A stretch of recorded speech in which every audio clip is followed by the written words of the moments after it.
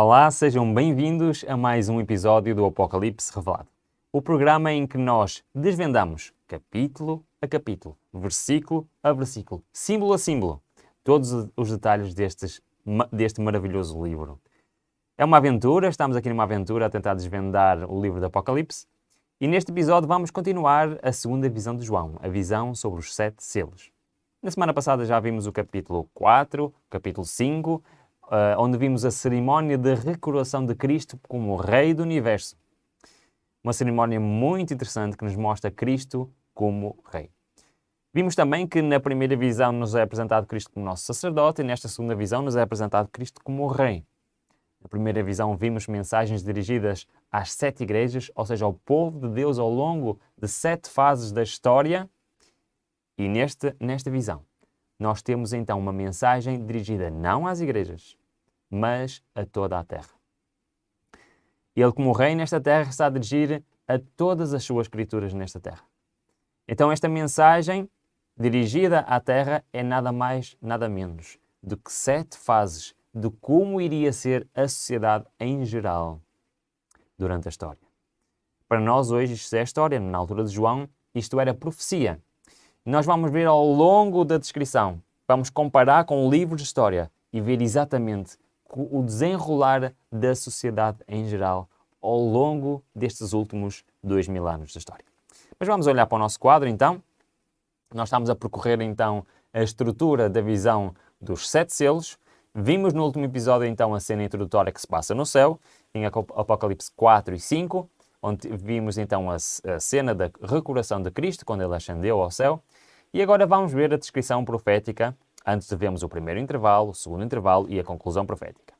Nesta descrição profética, que é o capítulo 6 de Apocalipse, temos então o abrir dos 6 primeiros selos. E vamos já ler então de seguida a abertura dos 4 primeiros, que estão todos relacionados uns com os outros. Vamos ver. Diz-nos o seguinte: E vi, quando o Cordeiro abriu um dos 7 selos, e ouvi um dos 4 seres viventes dizendo numa voz como do trovão: Vem! E olhei e eis um cavalo branco, e o que estava montado nele tinha um arco, e foi-lhe dada uma coroa, e saiu vencendo e para vencer. Quando ele abriu o segundo selo, ouvi o segundo ser vivente dizer: Vem! E saiu outro cavalo, um cavalo vermelho, e ao que estava montado nele foi dado que tirasse a paz da terra, de modo que os homens se matassem uns aos outros, e foi-lhe dada uma grande espada. Quando abriu o terceiro selo, ouvi o terceiro ser vivente dizer: Vem! E olhei e eis um cavalo preto, e o que estava montado nele tinha uma balança na mão. E ouvi como uma voz no meio dos 4 seres viventes que dizia: Uma medida de trigo por um denário, e 3 medidas de cevada por um denário, e não danifiqueis o azeite e o vinho. Quando abriu o 4º selo, ouvi a voz do 4º ser vivente dizer: Vem! E olhei, e eis que um cavalo amarelo, em que o que estava montado nele chamava-se Morte, e a sepultura seguia com ele.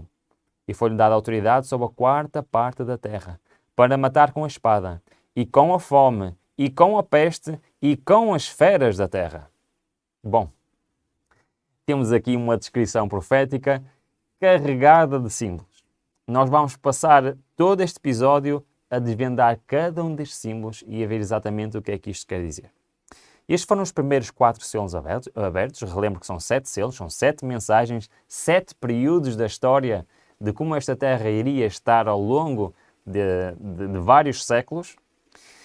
E nós vemos aqui um cavalo branco, um cavalo vermelho, um cavalo amarelo e um cavalo preto. Realmente vemos aqui uma sequência um pouco estranha. Mas o que é que isto tudo quer dizer? Bom, ao contrário do que eu vou fazer em todas as outras visões, é que nós primeiro vamos à Bíblia e à história e tentar perceber o que é que tudo isto quer dizer, e eu vou fazer ao contrário hoje. E eu vou mostrar uma comparação que nos explica tudo isto e depois é que vamos ver realmente se isto está certo ou não. Pode ser? Então eu vou colocar um quadro no ecrã em que nós fazemos uma comparação entre o capítulo 6, os 7 selos, a visão dos 7 selos, e o capítulo 24, o capítulo do sermão profético que Cristo proferiu pelas suas próprias palavras quando esteve nesta terra. Porquê? Porque se nós compararmos os 7 selos com 7 dos sinais de Cristo, que Cristo proferiu neste sermão profético, nós vamos ver que as peças se encaixam perfeitamente. Então nós vamos usar este quadro para nos ajudar a decifrar o que é que são estes 7 selos. Ok? E ao longo do estudo nós vamos perceber que isto realmente tem lógica. Então vamos olhar para o quadro. Diz assim: temos do lado direito os 4 primeiros selos, ali os versículos, portanto, capítulos e os versículos onde eles estão. O cavaleiro com cavalo branco, o cavaleiro com cavalo vermelho, o cavaleiro com cavalo preto e um cavaleiro com cavalo amarelo. E do outro lado temos a respectiva comparação com o sermão profético de Mateus 24. Temos também os versículos e temos então que a comparação com o cavalo branco é o Evangelho será pregado, que se encontra em Mateus 24, 14. O cavalo vermelho temos guerras e rumores de guerras. O cavalo preto temos então fomes. E o cavalo amarelo temos então pestes. Tudo sinais que Cristo disse de coisas que iriam acontecer.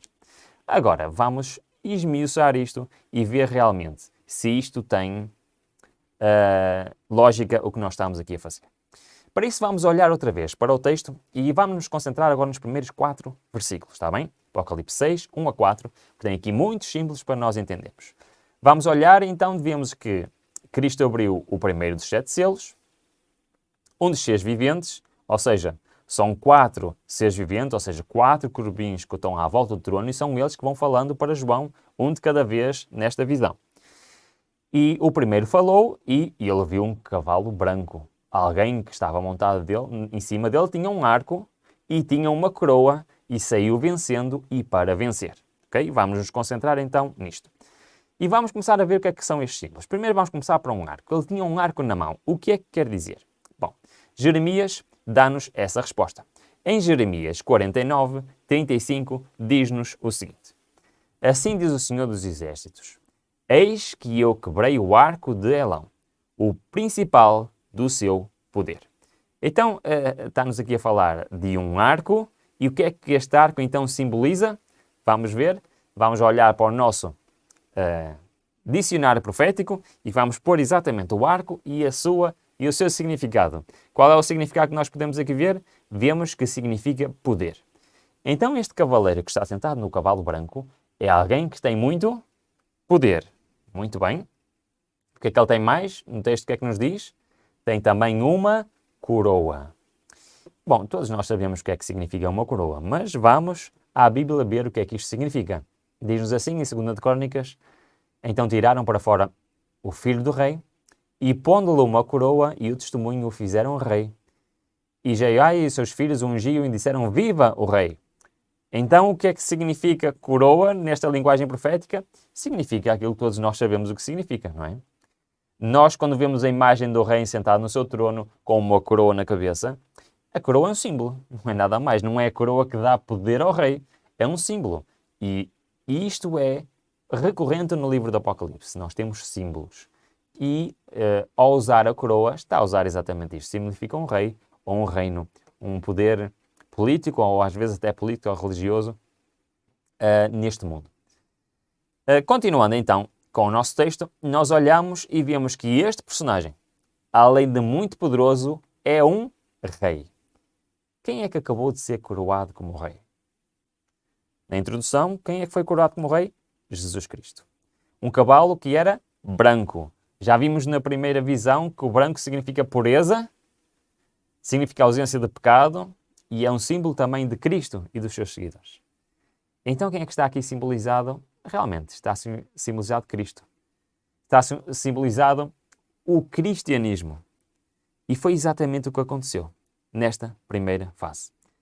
Nesta primeira fase da igreja foi isto que aconteceu. O cristianismo saiu para conquistar com o seu arco, ou seja, com o grande poder da parte de Jesus Cristo, e se espalhou por todo o mundo.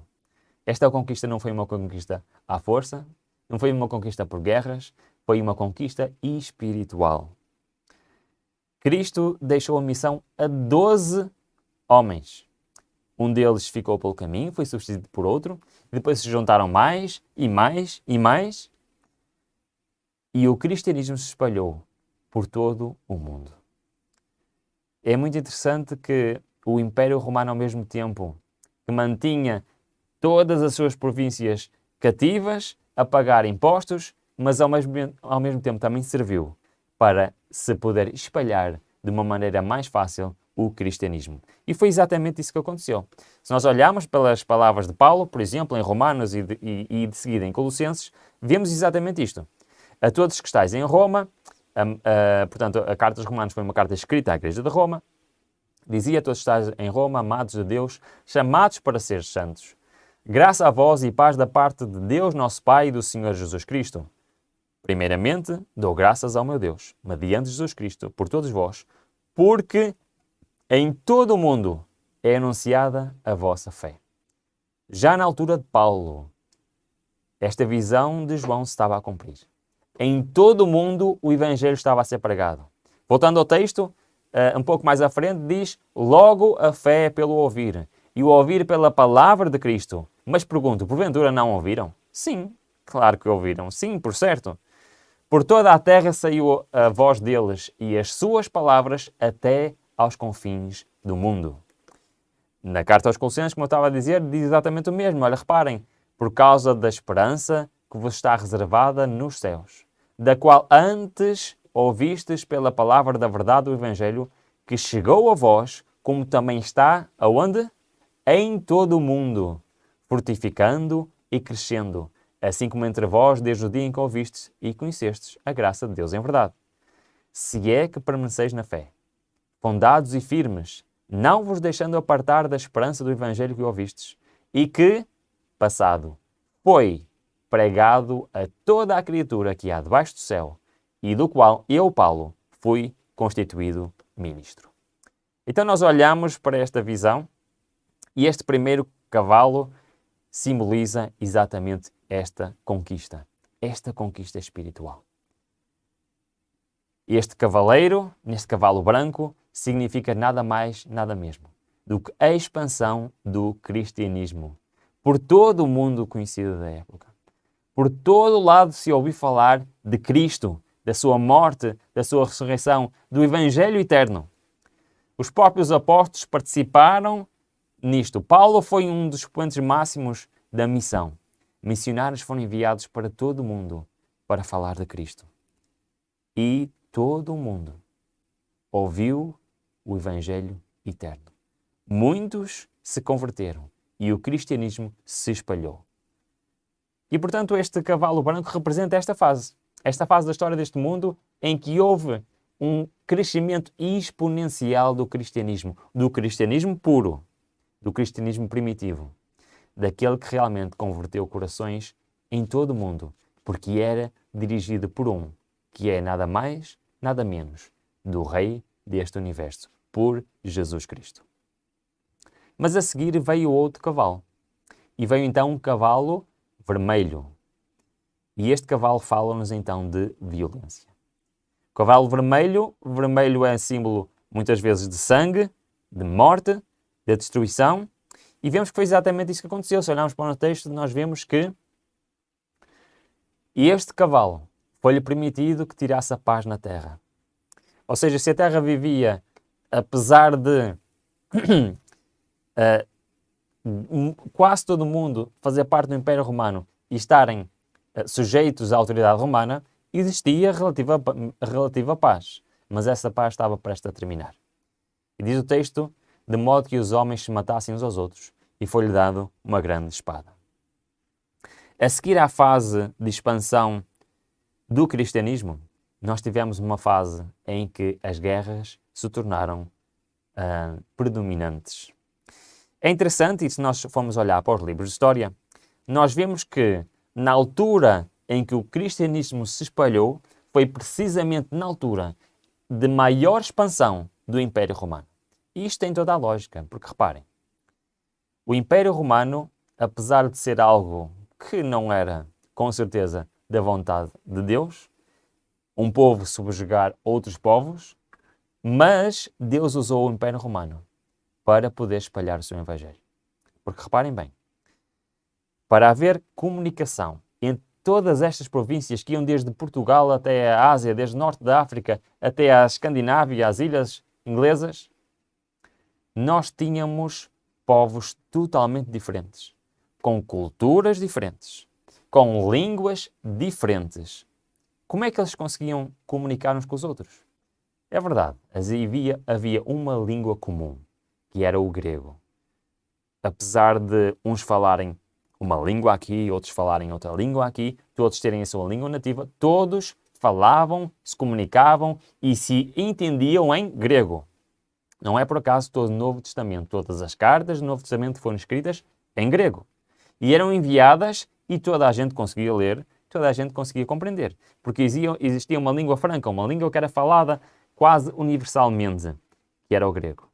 Não só isto permitiu o espalhar do Evangelho, mas também o facto de haver vias de comunicação terrestre e marítima que permitiam facilmente as pessoas se deslocarem de uma parte do Império para a outra. Todo o Império estava ligado por uma rede de estradas, que permitia às pessoas, a pé ou de cavalo, facilmente se deslocarem de um país para o outro, de uma província para outra.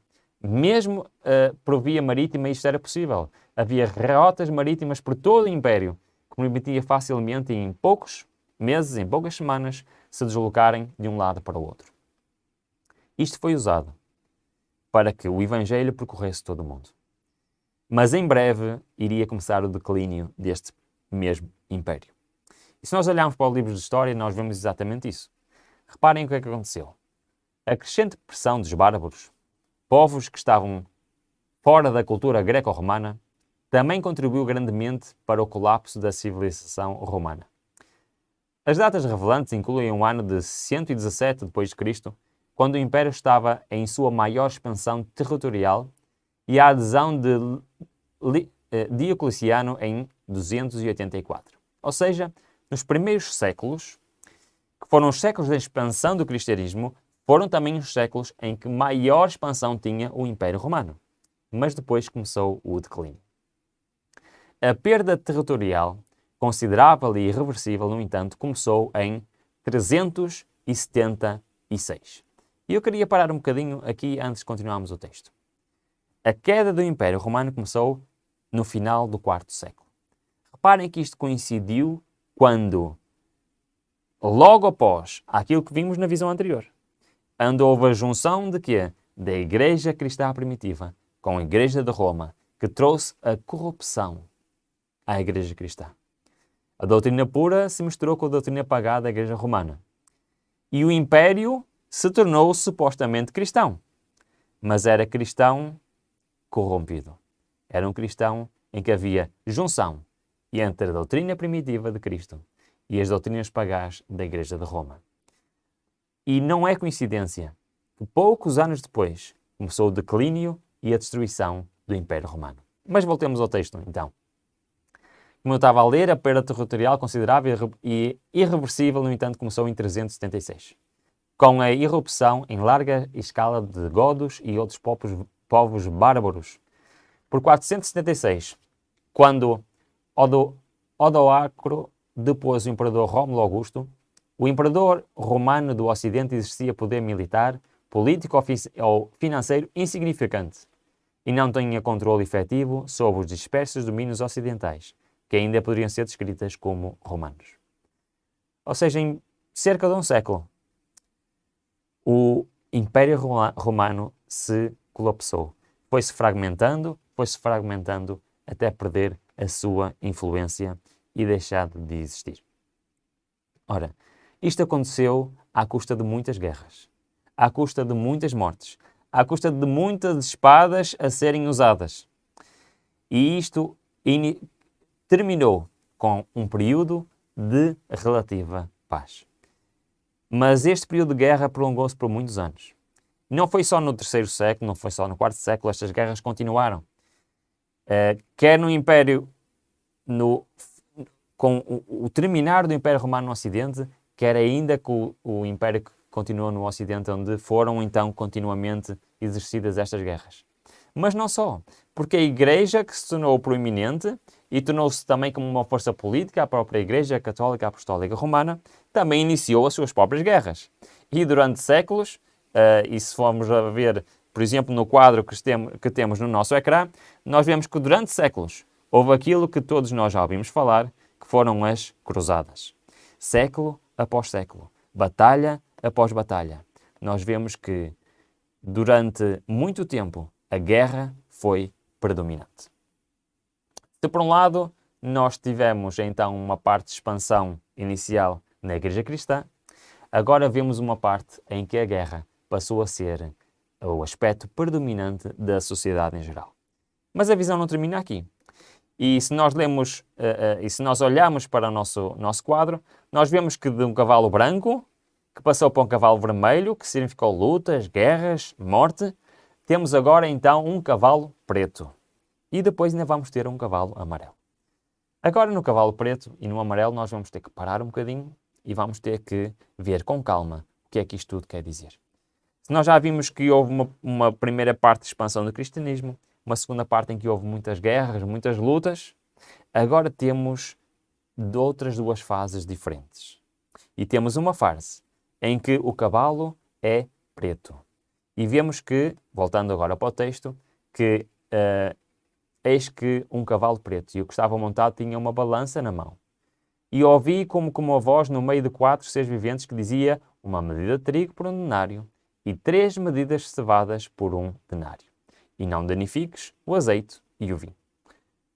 Vocês estão a imaginar esta cena, portanto temos um cavalo preto, alguém sentado em cima deste cavalo, tem uma balança na mão e depois fala em uma medida de trigo por 1 denário e 3 medidas de cevadas por 1 denário.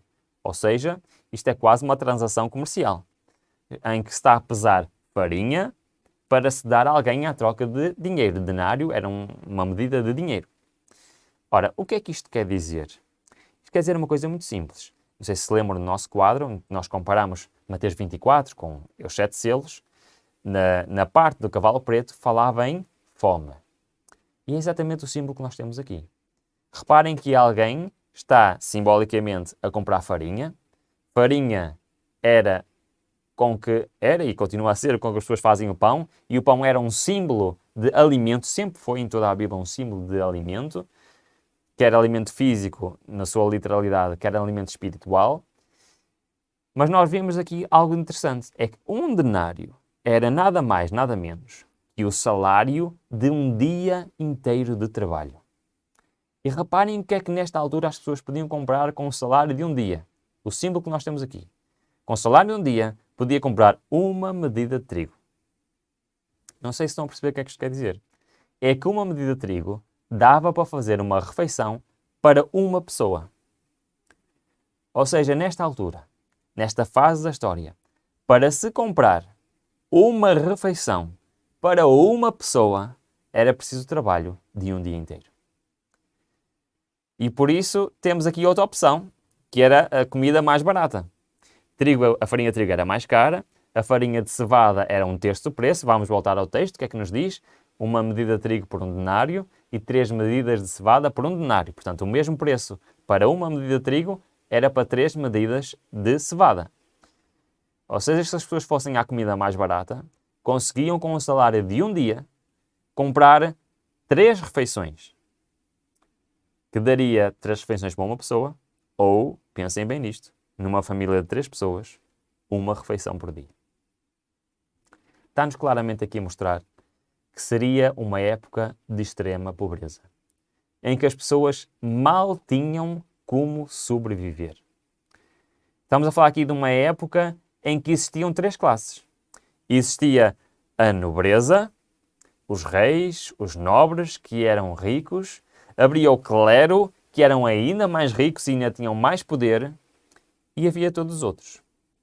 Simplesmente o plebeu, a pessoa da classe trabalhadora, era extremamente pobre. Durante séculos e séculos o feudalismo foi uma realidade. E todas as pessoas que não eram nem do clero, nem de nobreza, eram devotos à extrema pobreza. E aqueles que conseguiam trabalhar apenas conseguiam receber o mínimo indispensável para a sua sobrevivência.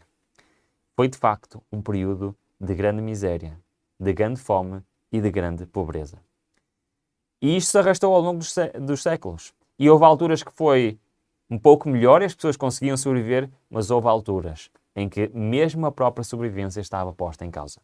E os livros de história testificam exatamente isso mesmo. Vamos ler.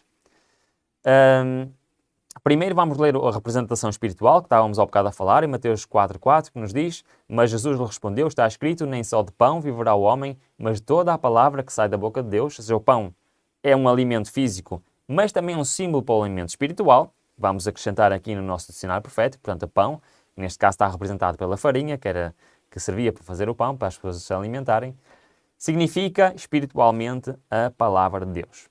E isto, porque é que eu estou a ressalvar este ponto? É que não só havia fome física de alimento, mas também fome espiritual. Porque este sistema do feudalismo e desta fusão entre o poder político e o poder religioso, em que era o poder religioso que tinha mais poder, fez uma coisa extraordinária. Foi retirar a palavra de Deus das pessoas. Tornou-se proibido ter a Bíblia, tornou-se proibido estudar a Bíblia, tornou-se proibido seguir a Bíblia. E isto, nesta Idade Média, havia trevas e havia falta de alimento físico e falta de alimento espiritual. Mas vamos voltar à nossa representação e ver o que é que os livros de história falam desta altura. Por exemplo, vamos ler aqui um que fala da grande fome, que foi o culminar disto tudo, ou seja, de vários séculos a viver no feudalismo, em as pessoas em extrema pobreza, e houve uma altura que foi a mais marcante, em que a fome realmente foi extraordinária. Vamos ler a grande fome de 1315 a 1313 na Europa, ocasionalmente datada como de 1315 a 1322, foi a primeira de uma série de crises sociais em larga escala que atingiram a Europa no início do século IV, causando não centenas, nem milhares, mas milhões de mortes por grandes números de anos, marcando assim o fim de um período anterior de prosperidade no continente durante o século XIII. A Europa não se recuperou totalmente até 1322. Vemos realmente isto a acontecer na história. Períodos de fome, períodos em que realmente na Europa as pessoas viram mesmo o básico serem privado delas. É muito interessante que, como vimos também na visão anterior, que o centro da visão é sempre na Europa. Pelo menos até uma determinada fase, a visão está a relatar como é que a sociedade estava na Europa. E como vimos, exatamente como a primeira visão, quando chegamos ao século XVIII, o centro da visão passa da Europa para a América do Norte. Vai ser assim ao longo de todo o livro de Apocalipse. Mas voltando então ao nosso texto e indo agora para o cavalo amarelo, a quarta visão, já vimos que o primeiro simbolizava a expansão da Igreja Cristã, o segundo as guerras que se sucederam na queda do Império Romano e depois nas guerras também religiosas. Vemos agora aqui períodos de fome que se intensificaram e que tiveram seu expoente máximo no século XIV, e a seguir vem o cavalo amarelo, que nos fala de que não só, vamos ler o texto, foi-lhe dada autoridade sobre a quarta parte da terra para, primeiro, matar com a espada. Reparem que isto era a característica do cavalo vermelho. Mantém-se neste cavalo. Depois a fome era a característica do terceiro cavalo. Do qual? Do preto. Mas agora, além de continuarmos a ter a espada, ou seja, continuamos a ter as guerras, continuamos a ter a fome, vamos acrescentado mais duas coisas. Peste e feras da terra. Vamos ver o que é que estes símbolos querem nos dizer. Em primeiro lugar, para nós compreendermos, vamos entender a peste como uma doença e a necessidade de cura. Vamos precisar de fazer aqui primeiro um paralelismo de um símbolo do pecado, está bem? Vamos olhar para o texto de 1 de Pedro 2,24, que nos diz assim: levando ele mesmo os nossos pecados em seu corpo sobre o madeiro, para que mortos para os pecados pudéssemos viver para a justiça, e pelas suas feridas fostes sarados. Ou seja, nós temos aqui que, simbolicamente, a cura vem para uma doença. E simbolicamente a cura vem para a doença do pecado. Então vamos acrescentar isto ao nosso dicionário profético e temos que uma doença neste caso o texto do Apocalipse fala-nos de peste, é um símbolo para o pecado. Doença física, doença espiritual. O pecado é uma doença espiritual. Ok, isto vai nos permitir compreender melhor o que é que aconteceu. É que logo a seguir, à época de maior fome da história na Europa, veio a época da maior peste, da maior doença da história da Europa. Diz-nos o seguinte, tem aqui 3 livros de história para a gente ler, que nos diz o seguinte. A peste negra foi a pandemia mais devastadora registrada na história humana, tendo resultado na morte de 75 a 200 milhões de pessoas na Eurásia, atingiu o pico na Europa entre os anos de 1347 e 1351. Estima-se que a peste negra tenha matado entre 30% a 60% da população da Europa. A população mundial continua a crescer desde o fim da Grande Fome, que acabámos de ler de 1315 a 1317, e da peste negra em 1350, quando chegou a 370 milhões. Ora, não sei se perceberam bem o que é que nós estávamos aqui a ler. É que juntando às guerras que se vinham a acumular, juntando à fome que se vinha a acumular, juntou-se então agora as pestes, as doenças. E a peste negra, que foi até hoje a maior pandemia da história do mundo, matou, estima-se, entre 30% a 60% de toda a população em todo o mundo. Nós olhamos para estes números e pensar que morreram 75 e 200 milhões de pessoas, de repente até não pode não parecer muito. Mas só existiam na altura cerca de 400 milhões de pessoas. Ou seja, temos uma percentagem enorme de pessoas que morreram. Já estão a imaginar em poucos anos a população mundial diminuir 50%? Foi isto que aconteceu no 4º século. Ao fim de vários séculos de lutas, de guerras, de fome, agora juntaram-se também as doenças. Então nós olhando para este nosso texto, nós vemos que o cavalo amarelo que chama-se morte foi não só algo novo, as doenças, mas também o juntar ao que já existia, à espada, à fome. Mas as doenças juntaram-se com outra coisa, as feras da terra. O que é isto das feras da terra? Vamos a Abacuque ver exatamente o que é que isto quer dizer. Diz o seguinte: pois a violência cometida contra o Líbano te cobrirá, e bem assim a destruição das feras te amedrontará. Por causa do sangue dos homens e da violência para com a terra, a cidade e todos que nele habitam. Então o que é quer dizer as feras da terra? Quer dizer violência generalizada. Não era só agora guerras localizadas de povos uns contra os outros, a violência tornou-se algo do dia a dia. A violência tornou-se algo normal na sociedade. E ao bocado eu li uma citação do livro de história sobre a Grande Fome, mas de propósito não li o resto. Vamos agora ler o resto que nos diz. Quando falava da Grande Fome na Europa, causando milhões de mortes, após as reticências diz-nos o seguinte: a Europa não se recuperou totalmente da fome, atenção, até 1322.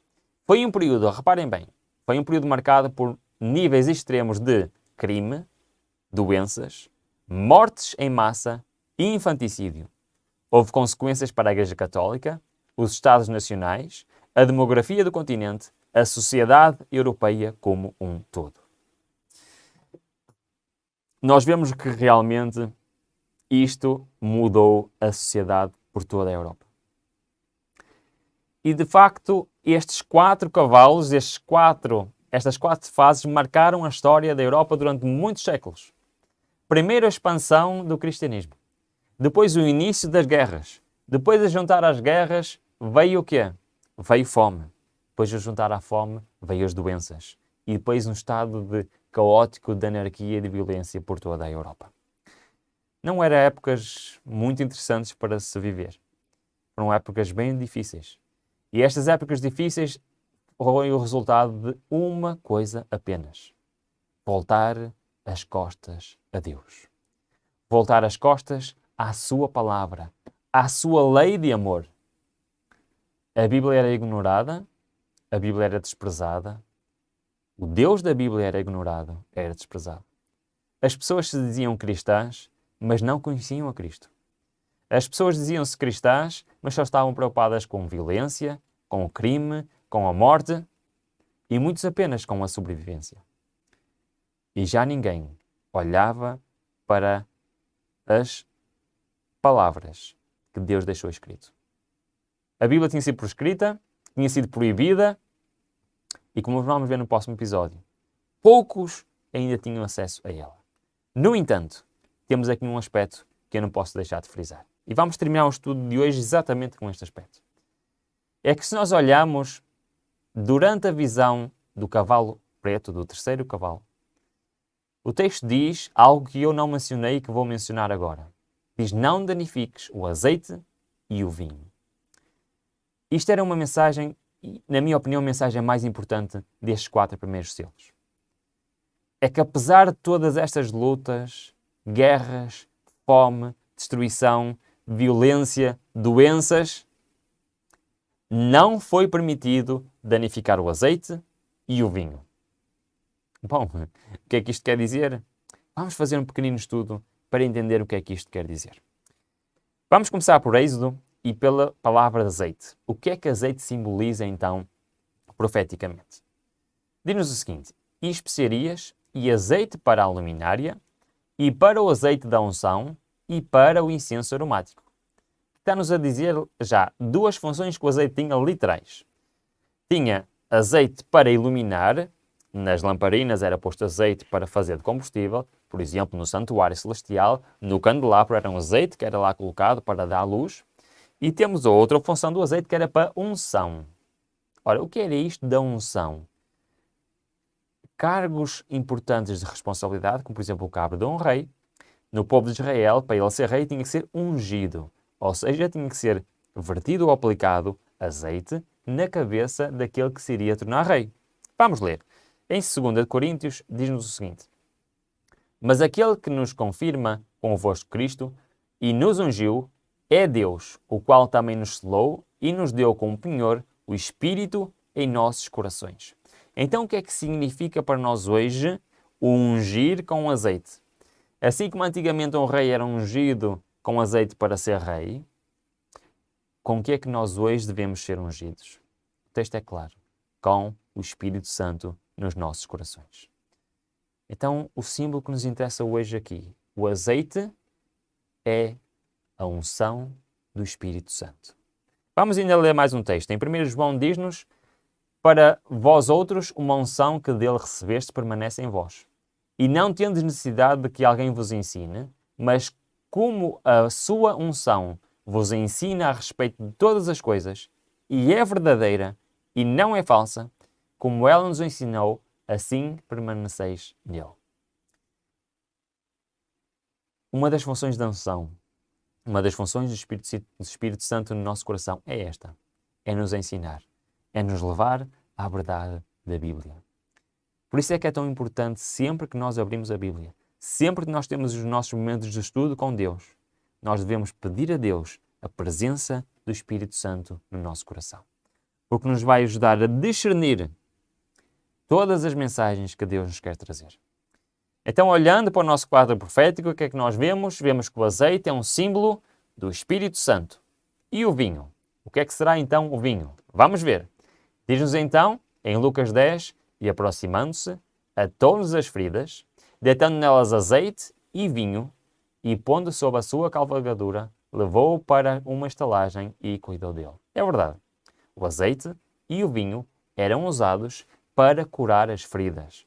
Eram usados para cuidar dos doentes e dos feridos. Então temos aqui um outro símbolo que é muito importante. Vamos continuar. Gênesis, a ver o que é que este vinho quer dizer. Gênesis 49 nos diz: o cetro não se arredará de Judá, nem o bastão de autoridade dentro dos seus pés, até que venha aquele a quem pertence, e a ele obedecerão os povos. Atando ele o seu jumentinho à vide, e o filho da sua jumenta à videira seleta, lava as suas roupas em vinho, e as suas vestiduras em sangue de uvas. Ora, este texto é muito claro para cada um de nós. Primeiro que ninguém no seu perfeito juízo, não é? Vai lavar a roupa com vinho, não é? Ela ficava suja, ficava manchada. Isto é um simbolismo. E o que é que isto de lavar a roupa em vinho simboliza? Simboliza muito simplesmente o lavar as nossas roupas no sangue de Cordeiro. O vinho é um símbolo do sangue de Cristo. O vinho é um símbolo do perdão, da salvação para cada um de nós. É isto que significa. Mas mais, ainda temos mais um texto. Em Mateus 26 diz-nos o seguinte: E tomando um cálice rendeu graças e deu-lhes, dizendo: Bebei dele todos, pois isto, já tinha um cálice de vinho, isto é o quê? É o meu sangue, é o sangue de Cristo, o sangue da nova aliança, o qual é derramado em favor de muitos para remissão dos pecados. Temos então o nosso quadro completo para hoje. Temos o azeite, que é um símbolo do Espírito Santo, e temos o vinho, que representa a cura de pecado, representa a salvação para cada um de nós. Então nós olhamos para este quadro, onde tem estes 4 cavaleiros, e vemos que de uma fase de expansão do cristianismo passámos para uma fase de guerras, para uma fase de fome, de doenças, de violência generalizada. Nós vemos que a mensagem de Deus dizia uma coisa muito importante: não danifiques o vinho e não danifiques o azeite. Ou seja, o Espírito Santo continuava disponível para todos aqueles que se quisessem chegar a Cristo. E mais, a salvação durante este tempo de trevas, durante este tempo de Idade Média, esteve na mesma disponível para todos aqueles que se quisessem chegar a Cristo. É verdade. Ainda hoje isto é uma realidade. Ainda hoje este azeite, este vinho, está disponível para ti, está disponível para mim.